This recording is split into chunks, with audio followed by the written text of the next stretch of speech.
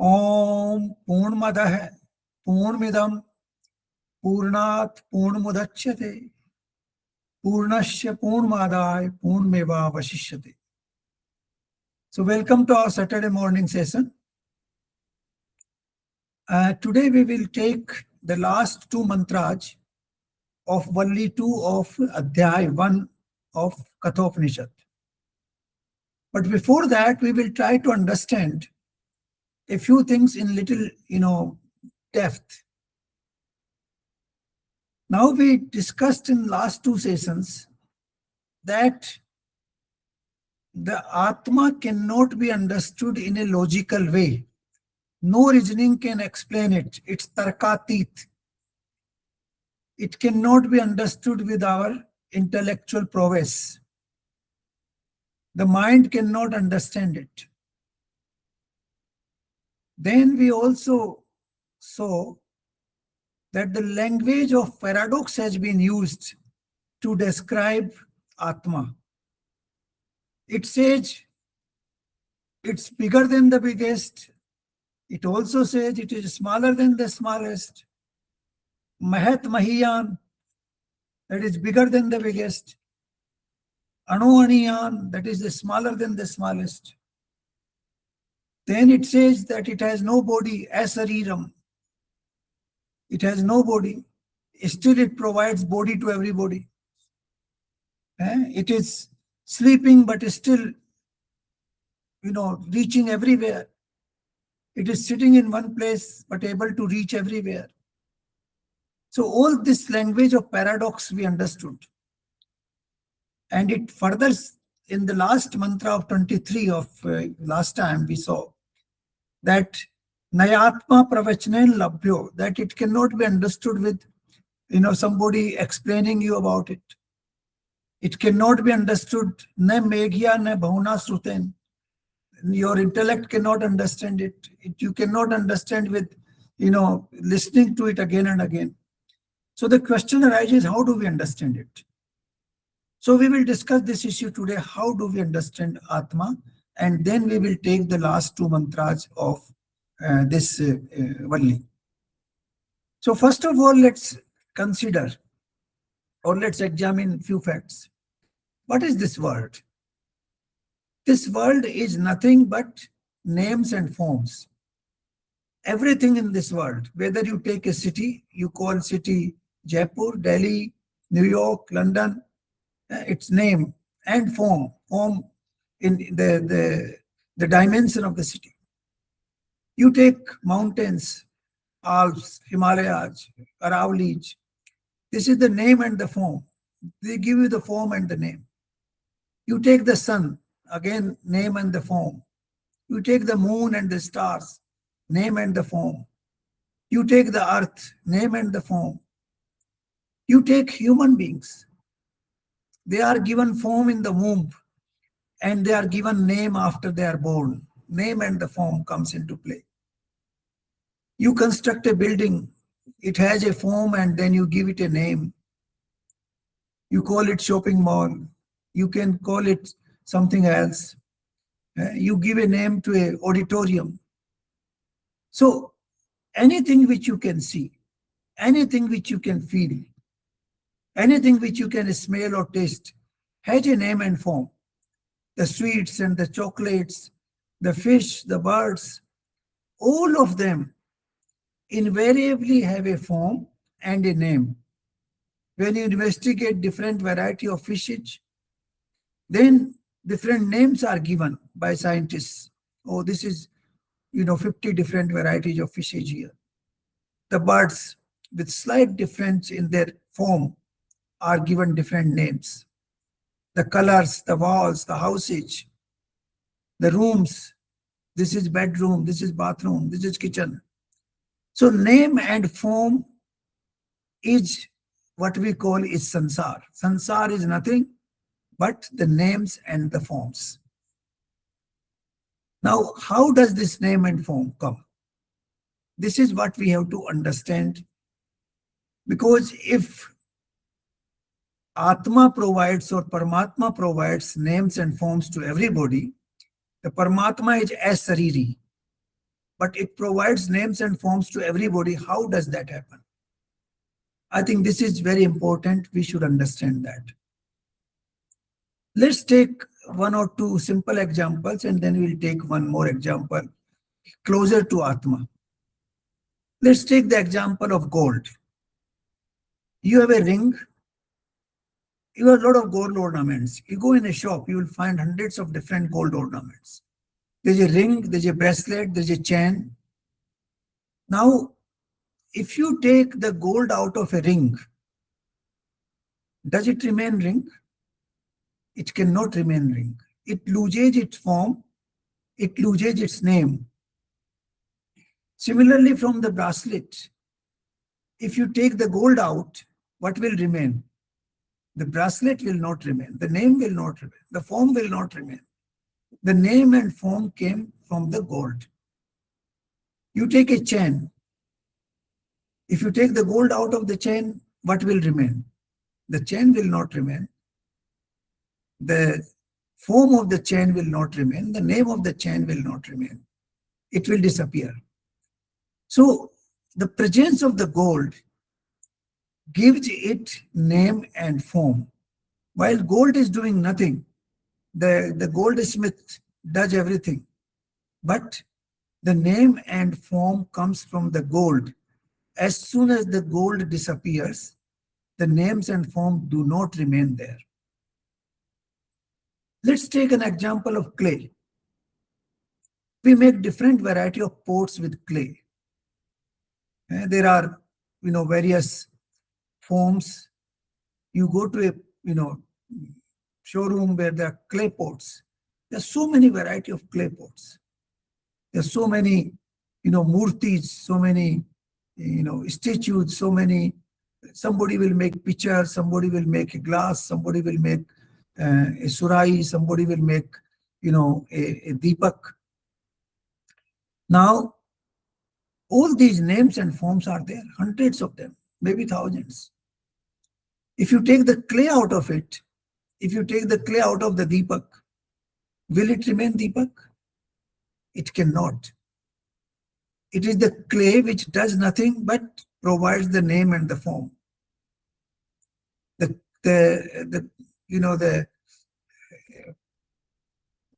Somebody who is an artist who is making that deepak. Now that artist does play with the clay, but the clay does nothing. But without clay, you cannot have the form and the name. They will not exist. The very existence is completely destroyed. Now let us take another example. Example of space.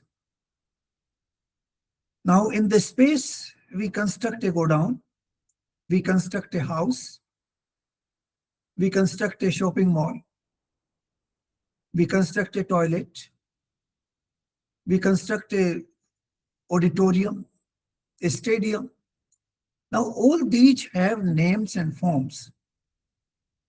Names and forms are there. But if you take the space out of them, can they have the name and form? If you take the space out of auditorium, if you take the space out of your house, can they exist? The names and forms will all be destroyed as soon as you take out the space from that place. That names and forms exist so long as the space is there. The structure has been constructed by some architect or some, carpenter or whoever the person may be. But the space is the principal thing. Without space, there's no house. Without space, there's no shopping mall. Without space, there's no auditorium. So the space is the critical factor, while the space does nothing. But without space, those names and forms will not exist. So now there is a method of evidence in Vedic literature. The one is called Pratyaks Praman. Pratyaks Praman means that you can see the things in front of you. There's a house standing in front of your eyes. You can see it and you can verify that this is house number 4 in so and so street and so village. You can say that. That is the pratyaks praman. But everything is not pratyaks. Certain issues cannot be seen and smelt or touched. Then what do? You use Anuman Praman. That is what it's called, Anuman Praman. The evidence based on the circumstances. Like we say, if there's a smoke somewhere, then we can say there should be fire. The fire must be there. Now we cannot see the fire, but we can see the smoke. And therefore the fire must be there. So these examples which I gave you, the examples of gold, examples of clay, examples of space, they are the examples based on what we call Anuman Praman. That the things which are not visible, which are not tangible, they have been reflected in the name and the form. But yes, in some way the gold is visible, the clay is visible, to some extent the space is also visible. So you can say that, yes, it is not entirely Anuman. You can see the space. You can see the house, but you can also see the space inside it. So these are the similarities. This is what we call simulation. Simulation without gold, names and forms of gold ornaments cannot exist. Without clay, names and forms of the clay pots cannot exist. Without space, names of anything that exists in this universe cannot exist. Name and form. That is, space is essential. So space is one example which is closest to Atma or Paramatma. And that is why in some scriptures, actually, Akash has also been called, or Atma has also been called as Akash. Because Akash is all pervading. Whatever we can imagine, Akash is there. It is without any limits, asimit. We feel, asimit means, horizons, but maybe beyond that, maybe beyond that. No, we cannot imagine infinite. We have never experienced it. And therefore, the Akash is infinite. The Akash is omnipresent everywhere. And without Akash, you cannot get name and form of anything in this universe. If you get sun as a form and a name, it is because of Akash. If you call galaxy, you give a name and a form to a galaxy, it is because of Akash. If you give a name and form of human being, it is because of Akash. Without Akash, I cannot exist. You cannot exist. The house cannot exist. The city cannot exist. The earth itself cannot exist. So Akash is a simulation of Paramatma in some ways. A simulation which is closest to Paramatma. Now, how do we conceive that I got my name and my form because of Paramatma? It becomes clear that without Akash, I cannot get my name and form. But how come Paramatma comes into play? Now, Paramatma comes into play, that we should understand through this intricate process. The process is like this. You analyze this world, whether it is a small insect, whether it is a big fly, whether it is a serpent, whether it is an elephant, whether it is dinosaurs, whether it is a human being. How do you analyze this world? How come this world is in existence for you? Answer is very simple. It is in existence because you have what we call Chaitanya. You have awareness. You have consciousness, and therefore this world exists for you in the names and the forms. So if we express it in a different way, it simply means that your consciousness is providing names and forms to everything that exists. And therefore, everything is dependent on your consciousness.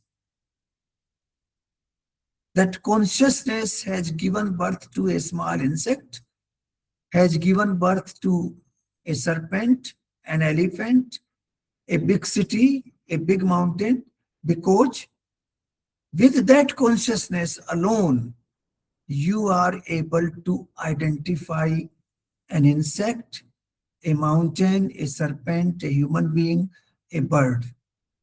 So you are actually the cause. Your consciousness is the cause of their existence. If your consciousness is not there, none of them exist. So this is what we call Anuman Praman in terms of Atma, in terms of Paramatma. How Paramatma has given birth to all the names and forms that exist in this universe. That is possible only because you have consciousness, you can identify them. All beings have consciousness and they can identify this is small, this is big, this is, active, this is not active, this takes, years to grow, this takes a few minutes to grow. Now, all those things you can experience only because of your consciousness. So they all arise in your consciousness and they all dissolve with your consciousness. Once your consciousness is gone, all these names and forms that exist in this world, they get dissolved. Nothing of them exists. This we have seen also when we were discussing Mandukya Upanishad. In Mandukya Upanishad, there are three different states of our consciousness. What we call Vaisnavar Avastha, the present form in which we can feel, we can touch, we can see things, that is Vaisnavar Avastha, in which we can feel the solid form of this universe. You can touch a wood and feel it. You can touch a wall and you can feel it. You can touch a bird and you can feel it. This is Vaisnavar Avastha, in which you feel the names and forms of this universe. Now, these names and forms disappear completely when you are in Supta Avastha, Susupta Avastha. In Susupta Avastha, all these names and forms get dissolved. None of them exist. Even your body doesn't exist. You don't feel your body. You don't feel the bed on which you are sleeping. That also get dissolved. All the names and forms get dissolved in Susupta Avastha. That is also one of the states of our consciousness. And look at another state, dream state. In that state, this universe which we are living is dissolved completely. Look at the power. It is dissolved. And you create a new universe. In that universe, you conduct yourself. You have friends. You have enemies. You fight. You make love. You talk to people. You attend parties. You travel. You look after your household in that universe. So that universe is created because of the consciousness. The consciousness creates that universe. This is a very live example of our daily life. Every day we feel it. Still, we don't realize. So, with these examples, the examples of the gold, clay, akash, and now the example of consciousness, three states of consciousness, it becomes very clear that the consciousness is the only fundamental truth which gives rise to all the names and forms that exist in this universe. I think I'm making myself clear. This is the point which we must recognize and meditate on. This point will make us understand that how the names and forms arise in this universe, how a singularity turns into plurality. In modern era, they call it singularity. We used to call it Advait, and Advait turns into multiple forms.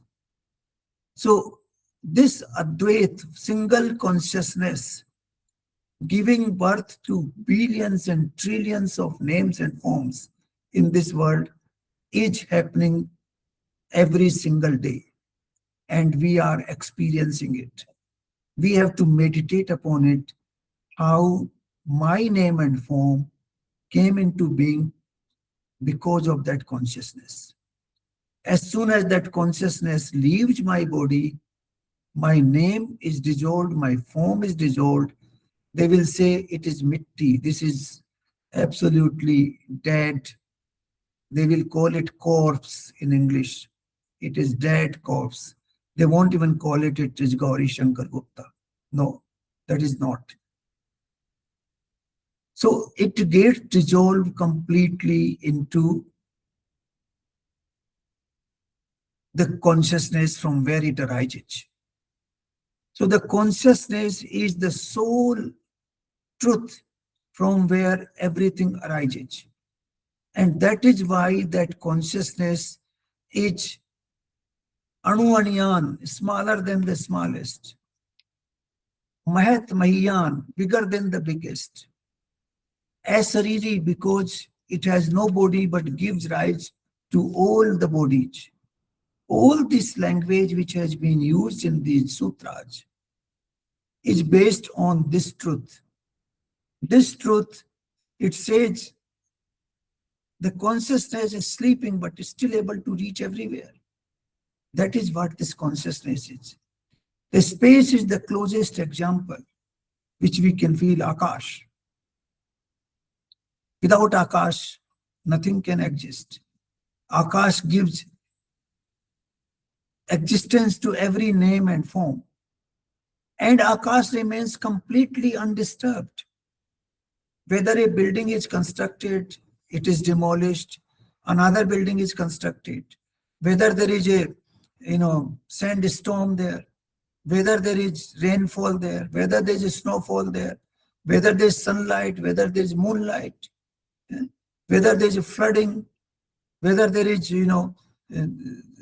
loud voices, whether there is beautiful music, nothing disturbs this Akash. Exactly the same way, in our body and mind, we agitate, we get angry, we get impatient, we get distracted. We sometimes use abusive language. Sometimes we do, hurt others. All this does not impact our Atma. The Atma remains undisturbed with all this, though all this is arising in Atma. Like the waves arise in the ocean, but they do not disturb the ocean. They are on the surface of the ocean. They keep moving, but they do not disturb the ocean at all.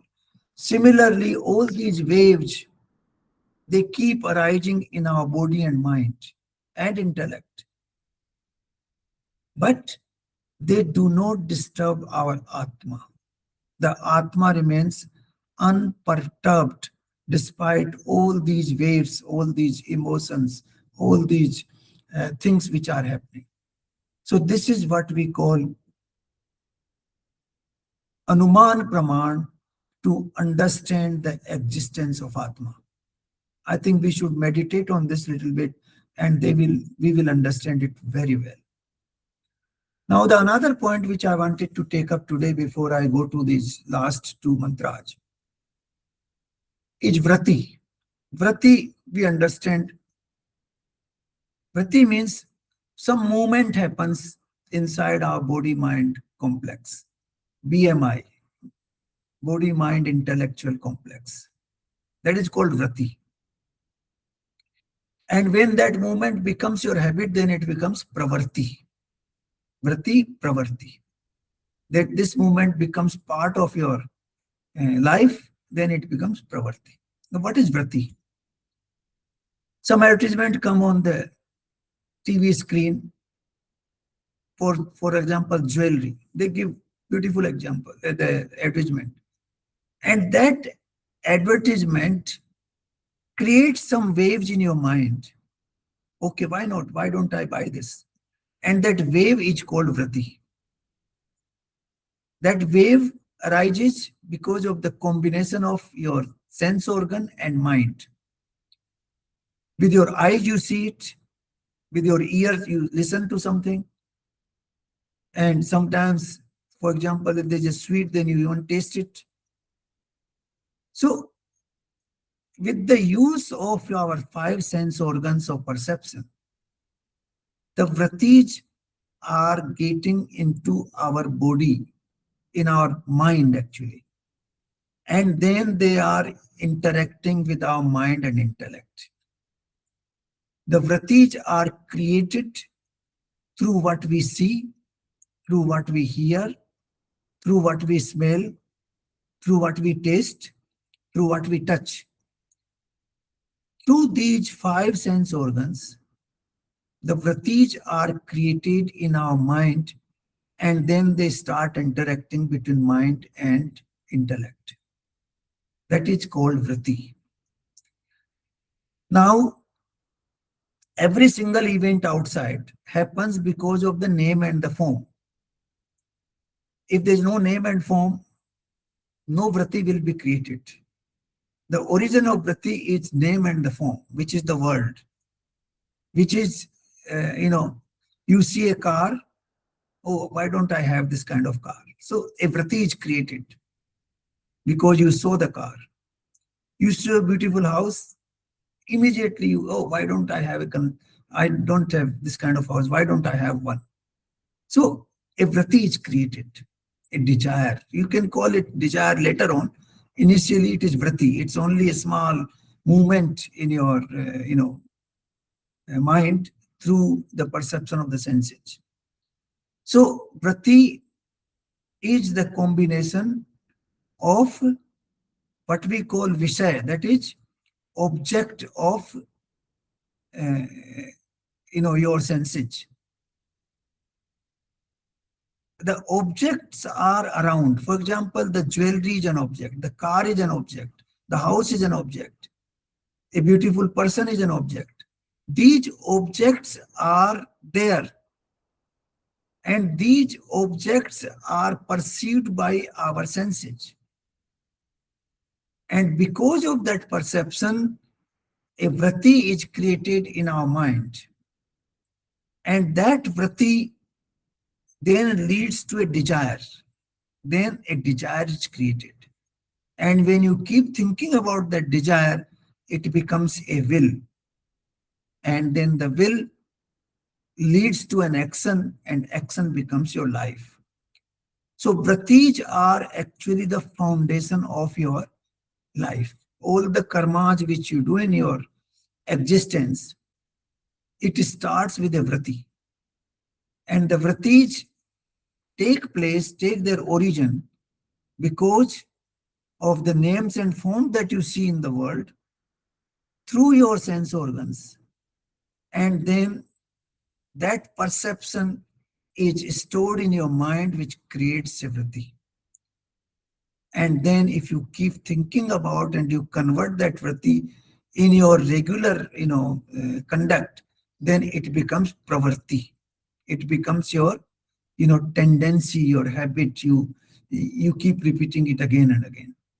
So this is happening. We must understand this, because this thing will come in the next Valli number 3 of this Adhyay 1 of Kathopanishad, how these things work. So we must understand how the vratis arise, what is the reason for the origin, that is, all the visay, all the objects of senses which exist around us in the form of names and forms. And when we perceive them through our sense organs, our ears or eyes or nostrils or tongue or touch, then vratis arise in our mind. And those vratis then guide our behavior. Those vratis become desires, some of them become will, and then the will directs your action, and then ultimately you end up doing XYZ work. For example, a vrati arises, you see a big industrialist.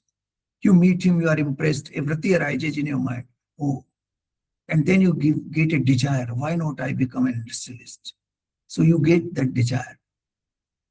Then you keep thinking about that desire, then it becomes your will. And then you take action. Okay, I should become an industrialist.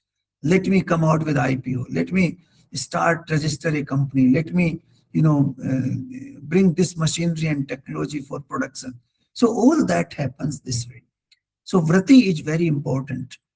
Vrati arises with the combination of your sense organs and your mind. And then it leads to your actual conduct in life. So this is what I thought I will discuss before we go to the last two mantras of this Valli. So now we'll take mantra number 24. 24 says, Na virto duscharitan shanto na samahita. Now these are three fantastic words. Na virto. These things are not available. To whom? Duscharitra, a person who is conducting himself in a wrong way, who is doing wrong things. Then you are not accessible to Atma. Atma cannot be achieved or cannot be realized, cannot be seen by those people who have duscharitra. Their conduct is not pure. Their conduct is vitiated. Their conduct is motivated. It is not pure, it is not natural. That is called duscharitra. Duscharitra doesn't mean, doesn't necessarily mean that you are doing wrong thing. Things which you are not doing according to your own conscience. Your conscience should direct that. It should not be motivated. It should not be, with a desire to harm somebody else. It should not be without consideration in darkness. You can't step into darkness. You have to think before you act. So you should be very clear that what I am doing is right. That is the question of dharma comes into play here. That it should be right thing that you are doing. According to your own character, according to your own capacity, you are taking the right decision and doing the right thing. Then you are not duscharitra. So that is first thing, duscharitra. Dusra, ashant. The person who is not very quiet, who is disturbed, he cannot attain the supreme. Ashant means that you're crowded with so many ideas. Ashanti comes when your mind is crowded. Do this, do that, you are running. You can see some people on the roadside when you drive.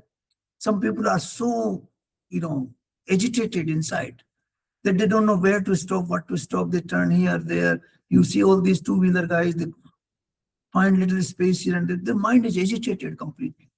Now that agitation is not helping you. That agitation actually disturbs your concentration on the Supreme. It, it doesn't make you qualified to go to the abode of the Supreme. So you have to contain your agitated mind. The mind has to be shant. It has to be quiet. And it will be quiet only when you don't have too many things crowding in your mind. These days we find too many things crowding in the mind. You have a cell phone on your fingers, so that gives you all the time's input. Then your mind is running somewhere else. So there are too many things running into the mind, and that makes it very crowded. It makes it very restless. So it is very important. The first quality is it should not be duscharitra. Second is that he should not be ashant. He should be shant. And third is na samahit. Samahit means the person whose sense organs are under his control. He takes action after adequate consideration and meditation over an issue. He thinks before taking action. He is not, totally what you call, some people are, it's not spontaneous, it's something else. You take action without thinking, without realizing what you are doing. So the sense organs and the mind has to be under your control. These are the three qualifications. That one should not be duscharitra, one should not be ashant, the mind should not be restless and crowded. And thirdly, samahit. Samahit means that your sense organs are conducting according to your control, according to your will. They are under your control. So if these things are happen, then you are able to attain peace, and which will lead you to the Supreme. So duscharitra should be avoided, ashant should be avoided, nasamahit or asamahit should be avoided. If we are able to avoid these three, then we qualify to understand the Supreme. Then it says, pragyanen manupriyat, that with using your mind, your intellectual prowess, then you can understand the Supreme. So this is one test which has been given to us. So we regulate our conduct, we regulate our mind, and we regulate our sense organs. If they are under our control, whatever action we are taking after due consideration, according to the best, intellectual capabilities you have, then yes, then you qualify to understand the Supreme through your pragya, through your, intellectual prowess. So this is what this mantra number 24 tells us. Now this is the last mantra of this Valli number 2, chapter 1 of Kathopanishad. This is 25. Yasya brahma cha kshatrana ubhe bhavat odan mrityu sanchop sanchan ka ittha ved yatra sa. That Supreme who is able to destroy is bhojan, bhavat odan. Bhavat odan means it becomes food for the Supreme. The entire universe becomes food for the Supreme because of the death, because he is the master of the death. So the death takes away the life and it becomes food for the Supreme. Like Yamraj himself is food. He is representing the Supreme Lord, and he is acting like, taking away the life. But that life becomes food for the Supreme. The whole entire universe, entire existence becomes food for the Supreme. to understand where is that person. Itha, jaisa hai, itha. Ved, to know him. Yatra se, yatra se means where he is, the supreme. It is not easy to understand him. It is again saying here that it is repeating again. It is not easy to understand him. And that is why he's saying that that power which is able to gulp everything which exists, which is able to dissolve everything which exists as its own food. Where it exists, how it exists, who knows it? It is not easy. It says, Ka Veda. Who knows it? Very few people know it. And that has been explained in the previous mantra, that those who don't have duscharitra, those who have not ashant, those who are samahit, they are able to understand him. So in the previous 4 or 5 mantras, they talked about what we call tarkatit, beyond logic, beyond reasoning, beyond intellectual prowess. And then it came out with the language of paradox. And then finally, in mantra 24, it says that yes, you can understand him provided you develop these 3 qualities. And then at the end, again, it says that it is not that easy. Where he is, who he is, what he is, it is not that easy. So this is also saying that yes, understanding the Supreme is not easy because we get lost in the names, in this world of names and forms. The names and forms dominate for us, not the foundation behind names and forms. Like the space which is there is not important. What is important is a beautiful house, a beautiful palace, a beautiful auditorium, a beautiful bedroom. That is important for us. Not there's no bedroom without space, but we don't give importance to that. We give importance to the bedroom, or to the auditorium, or to the house, or to something else. So we get lost in the world of names and forms. We must remember this. Names and forms arise from the Atma, as we understood. There are no names and forms without the consciousness, without the Jivatma which is sitting in me. And this is why this world of names and forms has been called a world of Maya. Because it is all the time tempting you. It is all the time distracting you from the real self you are. You lose yourself because of these names and forms. You remain completely attached and attracted and distracted by these names and forms. So this is what the last some of the mantras of this Kathopanishad are telling us. And it is telling us that we should meditate on this. We should purify our conduct. We should, make our mind quiet, and we should control our sense organs. And then only you will qualify to see the Supreme, to feel the Supreme, and to understand the Supreme. And even then it says that, even then it is not so easy. It says, Kag ittha ved yatra se, that who knows where is he? Who knows where is he? Because it's not easy to know him. It is only the Anuman Praman, which we discussed in detail today, tells you how to understand the Supreme. The Anuman Praman gives you absolutely great idea to understand the Supreme. So let us meditate on this discussion today, and thank you very much.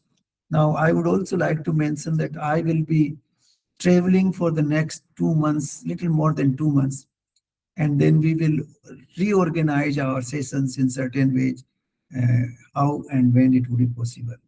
So we will stay in touch, but I will miss a few sessions, but after that, And we will organize sessions most likely in the evenings around 6:30 in the evening.